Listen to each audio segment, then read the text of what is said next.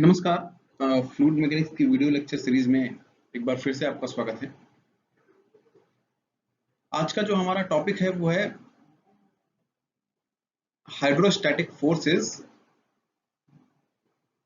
On submerged plane. मतलब अगर कोई एक प्लेन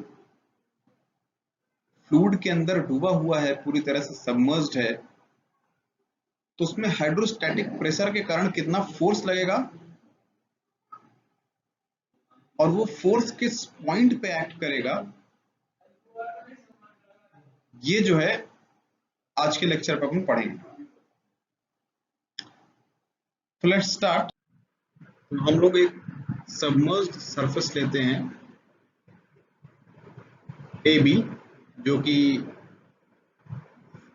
वाटर या किसी भी फ्लूइड में टोटली सबमर्ज्ड है, और वो एक एरिया है, कोई भी आर्बिट्रेरी एरिया जैसे कि ए बी। तो उस पे हमें टोटल प्रेशर फोर्स कितना लगेगा ये एनालाइज करना है। और अपन मोस्ट जनरल केस लेते हैं। जैसे नॉर्मली हम देखें तो हम दो तरह के केस ले सकते हैं। ये मान लीजिए एक टैंक है, तो यहाँ पे एक एरिया सेलेक्ट कर सकते हैं ए बी। इस एरिया पे अगर बात करें, यहाँ पे अगर फ्री सरफेस ऑफ वाटर है, तो यहाँ जो इंटेंसिटी ऑफ प्रेशर होगी वो ऑलमोस्ट इक्वल होगी हर पॉइंट। ऐसे अगर हम वर्टिकल वॉल की बात करें, तो जो इंटेंसिटी ऑफ प्रेशर है वो ऐसे लीनियरली इंक्रीज करती जाएगी, दोनों तरफ की वॉल में सेम सिचुएशन होगी, लीनियरली प्रेशर इंटेंसिटी इंक्रीज करती जाएगी। करेक्ट। तो ये जो है एक केस हो गया वर्टिकल और दूसरा हो गया हॉरिजॉन्टल। तो हम पहले मोस्ट जनरल केस के लिए एक्सप्रेशन निकाल लें, फिर ये दोनों तो अपने आप आ जाएंगे। तो will first go for incline plane. तो हमने जो एरिया लिया है वो एक ऐसे प्लेन पे लाई कर रहा है जो इंक्लाइंड है फ्री सरफेस वाटर से एट एन एंगल थीटा। वो एरिया जिस प्लेन पे है, that plane is, let us consider कि वो जो प्लेन है वो फ्री सरफेस को एक पॉइंट O पे इंटरसेक्ट कर रहा है, और जो पॉइंट O है उसके परपेंडिकुलर एक लाइन निकली है जिसको हमने एक्स एक्सिस कंसीडर किया है। ठीक है, एक्स एक्सिस कंसीडर किया है, और O से जिस प्लेन पे लाई कर रहा है हमारा एरिया, उसको हमने Y से दिखाया है, OI। तो एरिया कैसा है उसकी भी शेप हमने अलग से दिखाई है। वो हमको ऊपर से जब टॉप व्यू देखेंगे इसका, तो हमको दिखाई देगा, वो कुछ इस तरह का दिखाई दे रहा है, आर्बिट्रेरी एरिया। अब डिफरेंट डिस्टेंसेस पहले लिख लेते हैं। मैंने बताया आपको कि ये मोस्ट जनरल केस है इंक्लाइंड प्लेन का। अब जो प्रेशर का हम टोटल फोर्स निकालेंगे ड्यू टू प्रेशर इंटेंसिटी, वो किसी एक साइड के प्रेशर को ही कंसीडर करके निकालेंगे, क्योंकि आप ये भी कह सकते हैं कि जितना प्रेशर इधर मान लीजिए लग रहा है, let us consider, first draw the intensity of pressure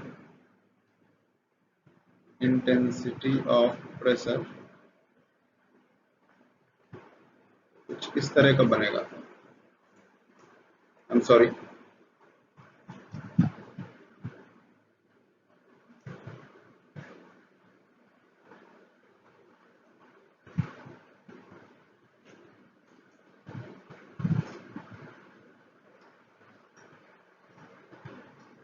like this, है ना। तो इस तरह की कुछ pressure intensities A B surface पे लग रही होगी। तो आप कहेंगे कि सर नीचे की तरफ से भी लग रही होगी, इधर से भी तो सिमिलर लगेगी, दूसरी साइड से भी। तो दोनों कैंसिल आउट हो जाएगी? नहीं, तो हम लोग केवल एक ही साइड के लिए कंसिडर कर रहे हैं, जो दूसरा साइड है उसको हम मान रहे हैं that is open to atmosphere, that is open to atmosphere, यानी एक तरफ से लगने वाला जो टोटल प्रेशर है उसकी एनालिसिस हो रही है। ठीक है, अदरवाइज तो फिर सारे जो भी सरफेस अगर हम कोई प्लेन सबमर्ज्ड कर रहे हैं तो उस केस में अगर दोनों साइड से प्रेशर लग जाएगा तो नेट फोर्स तो जीरो ही आएगा, लेकिन हम एक साइड से उस पर कितना फोर्स लगेगा उसकी बात कर रहे हैं, दूसरे साइड को हम ये मान रहे हैं कि वो ओपन टू एटमॉस्फेयर है, तो यहाँ जो गेज प्रेशर के कारण फोर्स लगेगा उसकी बात कर रहे हैं। तो हम सारी डिस्टेंसेस मान लीजिए लिख लेते हैं यहाँ से कि फ्री सरफेस से जो ये पॉइंट सी जो बना है रेड कलर से, ये है मान लीजिए इसका इस एरिया का सेंट्रॉयड है, तो ये जो है यहाँ से at a distance Y C पे है, और ये एक एरिया हमने कंसिडर किया है ये, तो इस एरिया की डिस्टेंस मान लीजिए है यहाँ से y, फ्री सरफेस से y डिस्टेंस पे। और अगर इसकी वर्टिकल डिस्टेंस की बात करें इन दोनों की, तो सेंट्रॉइड की वर्टिकल डिस्टेंस है उसको हमने माना है hc, और जो एरिया की वर्टिकल डिस्टेंस है उसको हमने माना है h, सेंट्रॉइड की hc और एरिया की h। एक और पॉइंट हमने यहाँ पे अलग से लिया है इसी एरिया पे, मान लीजिए इसको हम कह रहे हैं CP, ये पॉइंट जो है, let me change the colour, इसको हम कह रहे हैं CP means centre of pressure. तो इसका जो y कोऑर्डिनेट है वो हो जाएगा, लेट अस कंसीडर यहाँ से जो y कोऑर्डिनेट है वो हमने माना है YR, और जो फ्री सरफेस से इसकी डिस्टेंस होगी लेट अस कंसीडर कि वो है HR। ठीक है, सेंटर ऑफ प्रेशर वो पॉइंट होगा जहां पे फोर्स एक्ट कर रहा होगा। अब फोर्स किधर एक्ट करेगा? ऑब्वियसली जो प्रेशर इंटेंसिटी है वो लगातार इस तरफ बढ़ रही है, तो फोर्स जो है सेंट्रॉइड से नीचे कहीं एक्ट करेगा। ठीक है, जो फोर्स है वो सेंट्रॉइड से नीचे कहीं एक्ट करेगा। तब कितना फोर्स लगेगा पहले इस पे डिस्कशन कर लेते हैं। तो जो हमने जो एलिमेंटल एरिया लिया है, मान लीजिए ये एरिया है DA, तो DA जो एलिमेंटल एरिया लिया है इस पर फोर्स कितना लग रहा होगा सबसे पहले ये देखते हैं। तो मान लीजिए DF that should be equals to, आपको पता है कि वो h हाइट पे है, तो यानी रो GH is the pressure intensity into DA is the area, correct. और h और y में आप रिलेशन निकालेंगे, तो अगर इधर से अलग से बना लें इसको, तो late us consider this is h, this is y, and this angle is theta, y, h and theta. So we can write sin theta as h upon y. तो h is equals to y sin theta. तो यहां पे हो जाएगा df is equals to rho g y sin theta into dA. Now integrate this force for whole area, पूरे area के लिए इसको इंटीग्रेट करेंगे तो हमको नेट फोर्स की वैल्यू मिल जाएगी। Integration of df that should be equals to rho g into sin theta integral y dA, integral y d।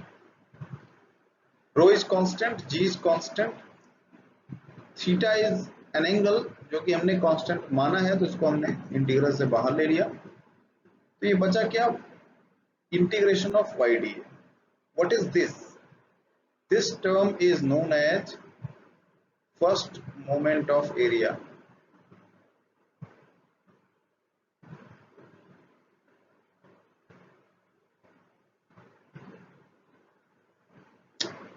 First moment of area.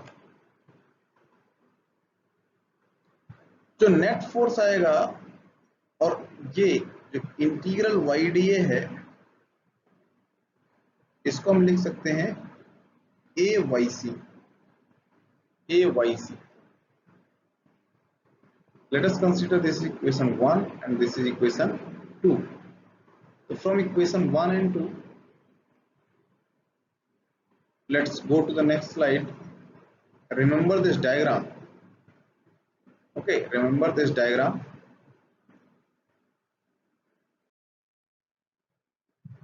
Next, go to the next slide. What we have, integration of df, that should be equals to rho g sin theta integral yda. This is equation 1, and then this value is first moment of area, और इसको हमने लिखा integral yda, that is equals to AYC. Now put this value into equation 1, तो हमको मिलेगा F is equals to rho g sin theta into YC into A. What is this? Again we'll plot the same thing.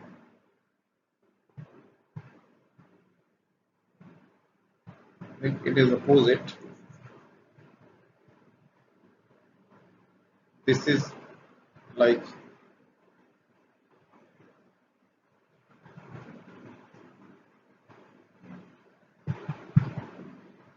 this angle is theta, this is YC, and this is HC. So we can write YC sin theta as HC. So this formula will become F is equals to rho G A HC. Rho G A HC. This is the formula of total pressure, or you can say the force exerted due to hydrostatic pressure on a inclined plane, and this formula is independent of theta.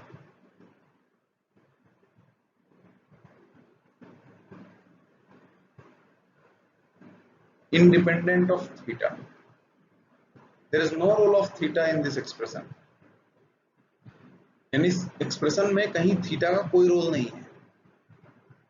Total force की जो value आती है वो क्या आती है, rho G A H C. This is the value of total force exerted on a surface which is inclined at an angle theta over the area A. वो area हमने आर्बिट्रेरी लिया. अब हम बात करते हैं मोमेंट. ठीक है, मोमेंट का मतलब अब हम बात करेंगे कि अगर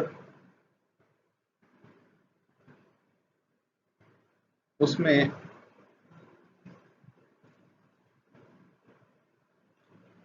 ये जो फोर्स है वो कहां एक्ट करेगा,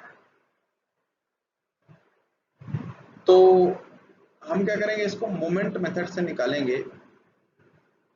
तो इस फोर्स को हम मानते हैं कि at a distance Y R पे एक्ट कर रहा है. F into Y R, that should be equals to integration of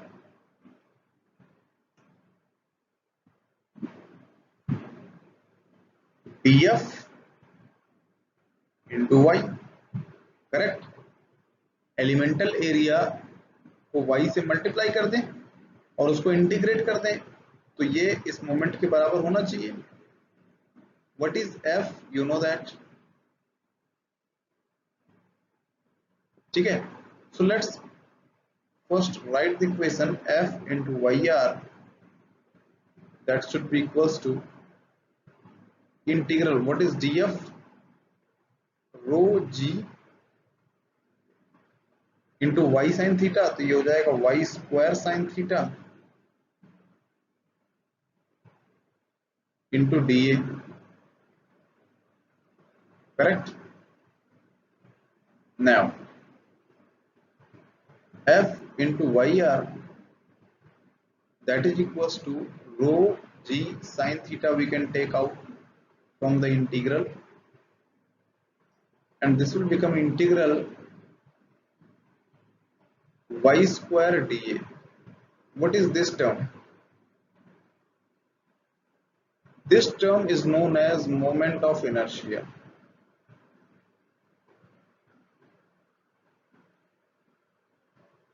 Moment of inertia about x-axis. ठीक है, about x-axis, about an axis which is passing through O.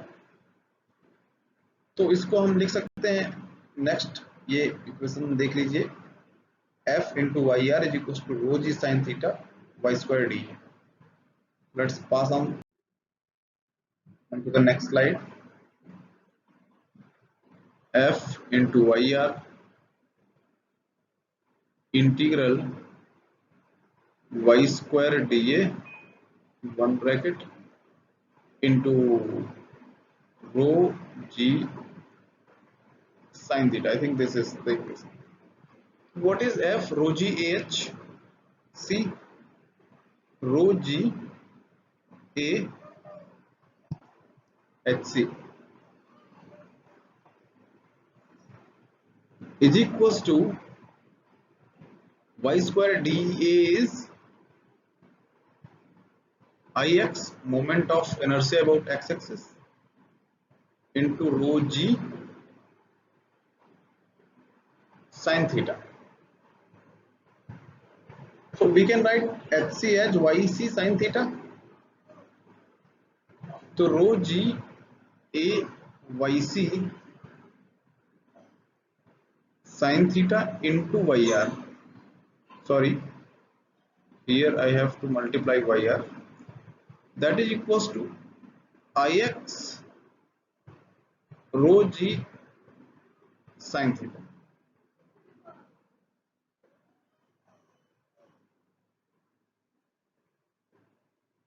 Yr is equals to ix upon ayc. So we can write it as yr is equals to, what should be ix? ix को हम लिख सकते हैं ixc plus ayc square, correct, upon ayc. So this will become yr is equals to ixc upon ayc plus yc. This is the expression for application of center of pressure, and this is y coordinate. अब हमको x coordinate भी निकालना पड़ेगा, क्योंकि x axis और y axis दो axis हमने लिया था, तो x एक्सिस के अबाउट तो हमने निकाल लिया, y एक्सिस के अबाउट भी हमको निकालना पड़ेगा। तो अगर हम डायरेक्टली लिखना चाहें तो लिख सकते हैं, वैसे अगर डायरेक्टली नहीं भी लिखना चाहें तो f into xr we can write, that is equals to integral df into x. Now this is integral rho g sin theta, correct, into what is df? Rho g y sin theta. So inside the integral, this is x into y dA. What is this term? इसको हम कहते हैं product of inertia. Product of inertia. F into xr is equals to rho g sin theta into ixy, which is known as product of inertia. Similarly, अगर इस expression लिखना चाहें तो xr will become, calculate this, will go I xyc upon A Y C plus X plus X. तो ये expression हमको मिला दूसरा। तो हमको दोनों कोऑर्डिनेट्स मिल गए एक्स सी और वाई सी। अब हम डिस्कस करते हैं इस पर।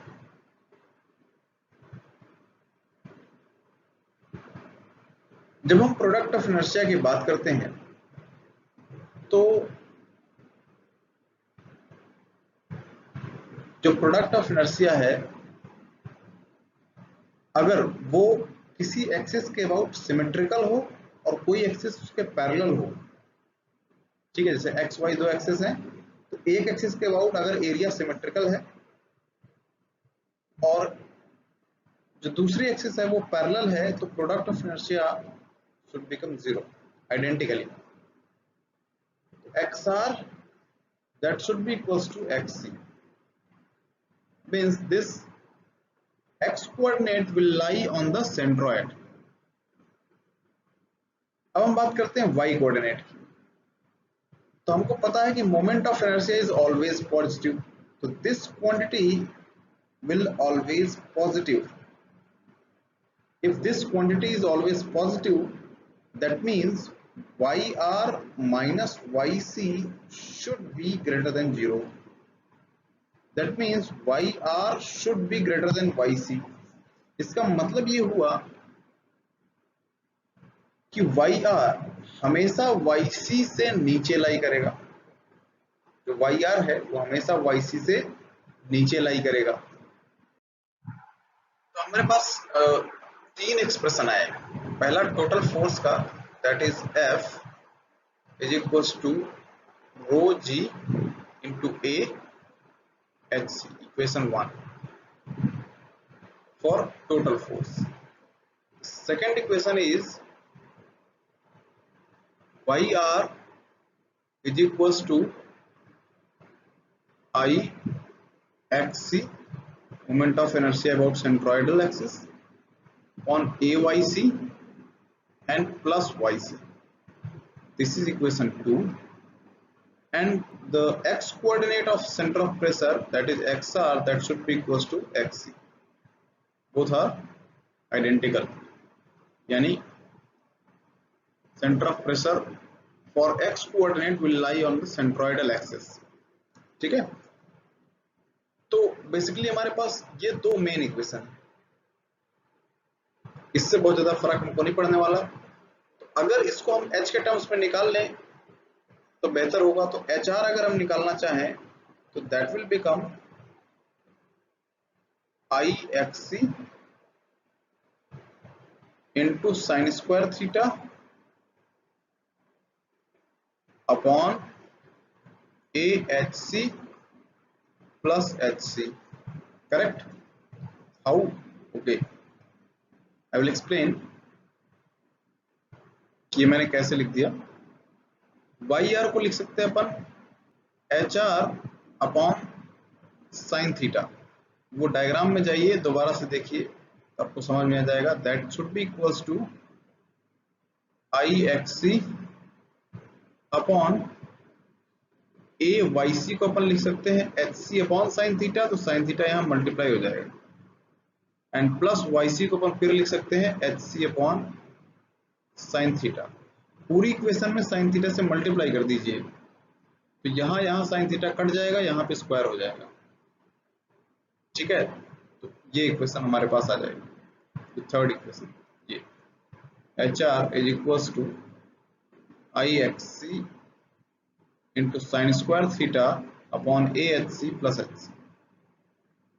Let us consider this is the equation B।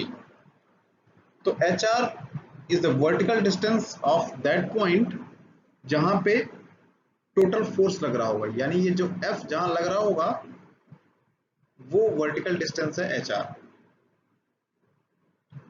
ठीक है, ये point of application of total force है, point of application of total force. अब अगर वर्टिकल सरफेस की बात करते हैं तो वर्टिकल का मतलब क्या हुआ कि ये फ्री सरफेस था और ऐसे इंक्लिनेशन था, तो ये एंगल माना था हमने थीटा। तो अगर ये वर्टिकल हो जाए तो दिस एंगल विल बिकम 90। तो put theta is equal to 90। तो what we will get, we will get f as f is equals to rho g a h c। ये सेम एक्सप्रेशन हो गया, क्यों? क्योंकि ये एक्सप्रेशन इंडिपेंडेंट है theta से। एंड द नेक्स्ट एक्सप्रेशन यानी point of application of this force hr will become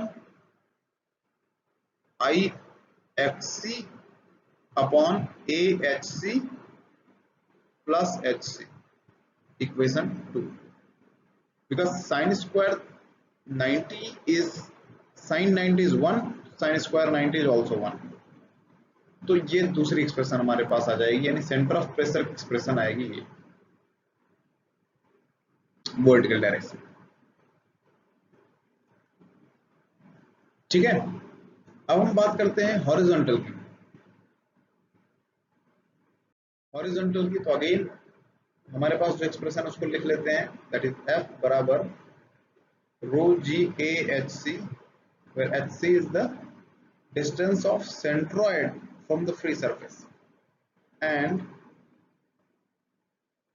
HR यानी सेंटर ऑफ प्रेशर जो है that is IXC upon into sin square theta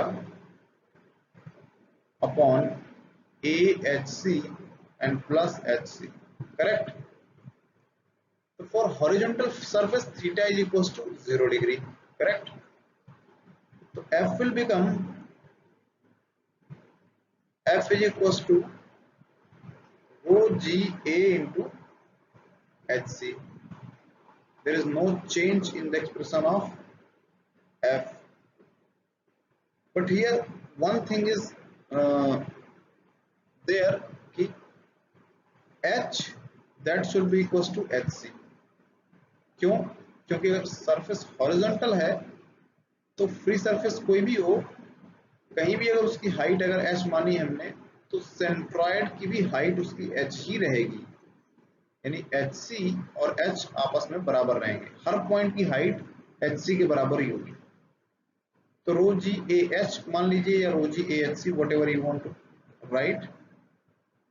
the second expression that is HR, point of application of this force is equals to IXC sin square 0 degree upon AHC plus HC. This will become 0. HR is equals to HC, यानी center of pressure और centroid of the area will coincide in this case for horizontal surface। ठीक है, तो हमने एक case देखा कि अगर एक सरफेस है इंक्लाइन और वो सबमर्ज्ड है किसी भी फ्लूइड के अंदर, तो उस पर जो टोटल फोर्स लगेगा that will be equal to rho G A into H C, rho G A into H C, where HC is the vertical height of centroid of that area from the free surface, and the center of pressure means जहां पर हमारा force act कर रहा होगा, जहां पर हमारा force act करेगा, जो वो डिस्टेंस है वो बराबर होगी HR बराबर IXC, यानी सेंट्रॉइड का area about X axis, sorry centroid का moment of inertia about X axis into sine square theta upon AHC। HC क्या है आपको पहले ही पता है, प्लस HC।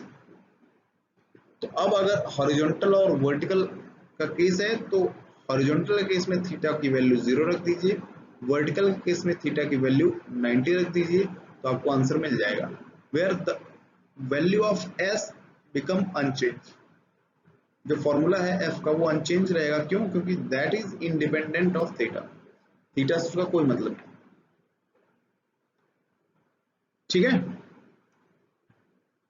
अब अपन नेक्स्ट टॉपिक की तरफ बढ़ते हैं, that is hydrostatic forces on the submerged curved surfaces. अभी तक प्लेन सरफेस की बात चल रही थी, तो प्लेन में हमने मोस्ट जनरल केस जो है स्टडी किया, वो था इंक्लाइंड प्लेन, और फिर उससे जो है बाकी दोनों के रिलेशन निकाल लिए, यानी वर्टिकल सरफेस का और हॉरिजॉन्टल सरफेस का। अब हम बात करेंगे कर्व का, यानी अगर कोई प्लेन प्लेन ना हो के वो एक कर्वेचर है, एक कर्व है, इसमें जो है कैसे टोटल फोर्स एक्ट करता है और कितना होता है।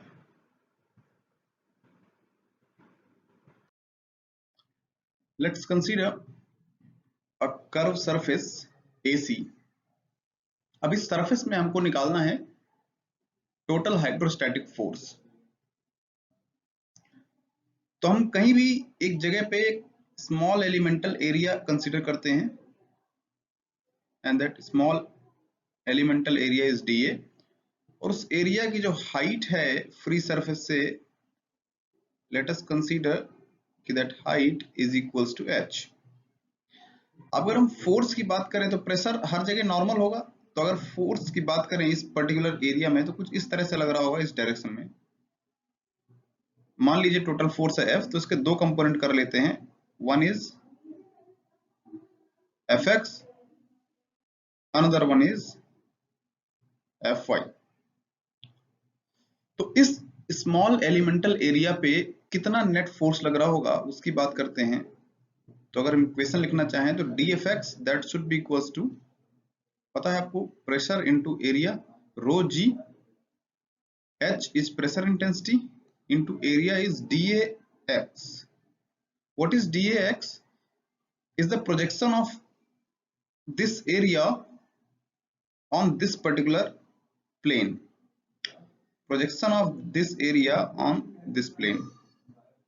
Sorry, let me draw a straight line first.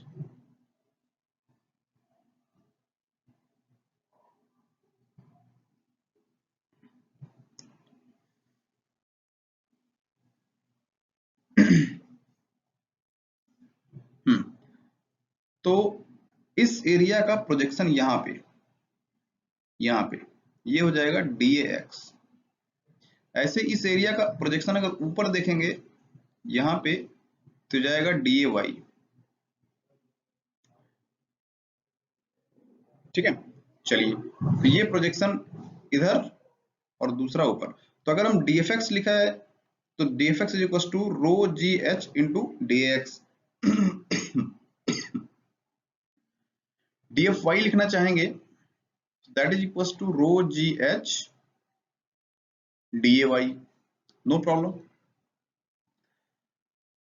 अब टोटल फोर्स हमको x डायरेक्शन में अगर निकालना है तो लेट्स इंटीग्रेट दिस, तो fx की वैल्यू आएगी rho G is constant integral h dx, और ये हम ऑलरेडी निकाल चुके हैं, ये एक वर्टिकल प्लेन टाइप का हो गया, करेक्ट। तो वर्टिकल प्लेन में टोटल फोर्स क्या होता है, rho G fx total that is equal to rho G ax hc, rho G ax hc, where hc is the centroid of this projected area on this plane। इसको हम represent कर रहे हैं मान लीजिए CD से, तो इस CD का जो एरिया होगा वो होगा ax। The total projected area of this curved surface AC on this plane, this vertical plane, on the vertical plane, total projected area of curved surface AC in vertical plane, यानी vertical plane में जो AC का projected area होगा, projected area perpendicular to fx, force की direction perpendicular, उसको कहेंगे हम ax। तो जो फॉर्मूला मिला हमको fx का वो मिल गया रो जी, सिंपल सा, rho G ax into hc। अब हम बात करते हैं fy की। fy is equal to rho G h into DAY, correct? So let's integrate this. So we'll get Fy as rho g integral HAY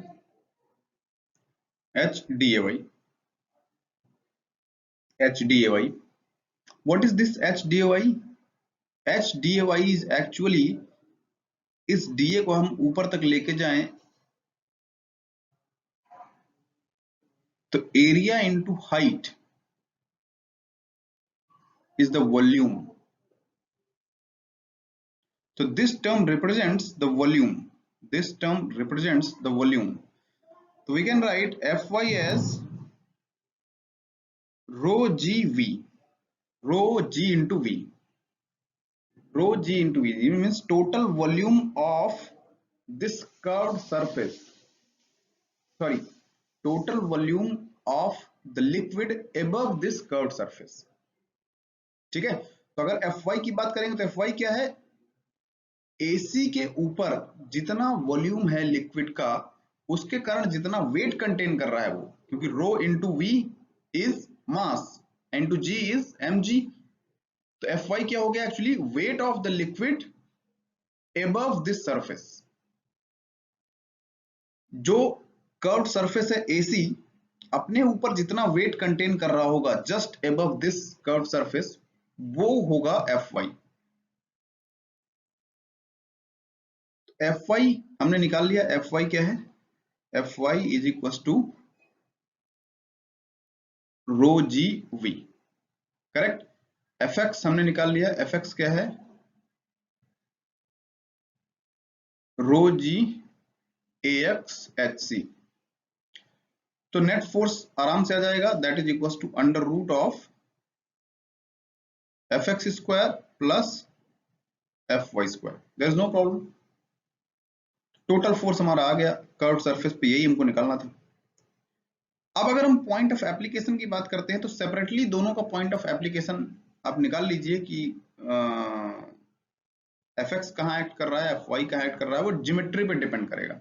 Fx का तो simple formula है, आपको पता ही है कि वर्टिकल प्लेन में अगर आपको सेंटर ऑफ प्रेशर निकालना है तो उसके लिए फॉर्मूला आपको पता है, HR इज इक्वल टू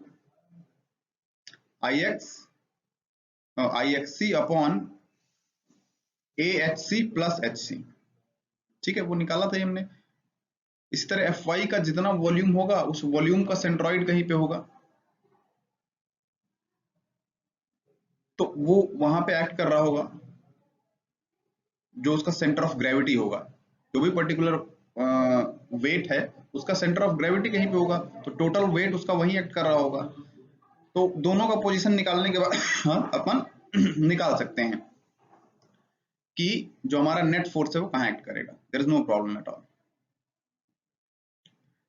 ठीक है, अब हम मानते हैं एक दूसरा केस कि मान लीजिए जो हमारा सरफेस है वो कुछ इस तरह से हो, इस तरह से सरफेस हो.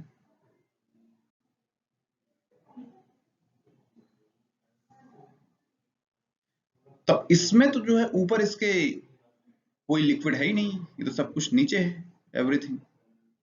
और हमने कहा जो Fy कंपोनेंट आएगा तो इसमें अगर निकालेंगे फोर्स तो कुछ इस तरह से होगा, correct. This is Fx and this is Fy. तो Fx में कोई दिक्कत नहीं है, Fx तो सेम फॉर्मूला से आएगा, रो G AX into HC, rho G AX into HC. तो Fx you can easily calculate rho g AX HC. But अगर Fy की बात करते हैं तो Fy में हमको थोड़ी सी समस्या होगी. क्यों? क्योंकि अब इसके ऊपर कोई लिक्विड नहीं है. तो अब हम क्या करें? तो अगर प्रेशर की बात करें तो हर जगह नॉर्मल होगा इस तरह से. आपको पता है कि किसी एक पॉइंट पे जो इंटेंसिटी ऑफ प्रेशर है वो हर डायरेक्शन से सेम होती है, तो ऐसे ही प्रेशर इस डायरेक्शन से भी इसमें लगेगा अगर लिक्विड होता तब. तो अगर इसको देखें तो प्रेशर इंटेंसिटी दूसरे साइड से भी उतनी आएगी. तो हम इस फ्री सरफेस को एक्सटेंड कर लेते हैं, इस फ्री सरफेस को एक्सटेंड कर लेते हैं और ये मानते हैं कि जो प्रेशर इंटेंसिटी इधर लग रही है उतनी ही उधर लग रही होगी। तो इसके ऊपर ये एक्सटेंड करने के बाद जो ये लिक्विड कंटेन करेगा, यहाँ पे जो लिक्विड कंटेन करेगा इस एरिया पे या इस रीजन में, तो उसका जितना वेट होगा वही Fy कंपोनेंट हो जाएगा। तो ये हो जाएगा, मान लीजिए ये A है, ये B है, ये C है, तो रो G into volume of ABC, into volume of ABC, simple.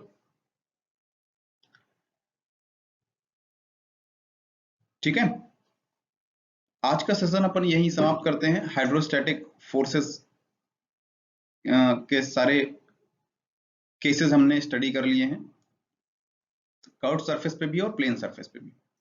Upon next turn पे बुयांसी एंड स्टेबिलिटी का टॉपिक पढ़ेंगे। Thank you.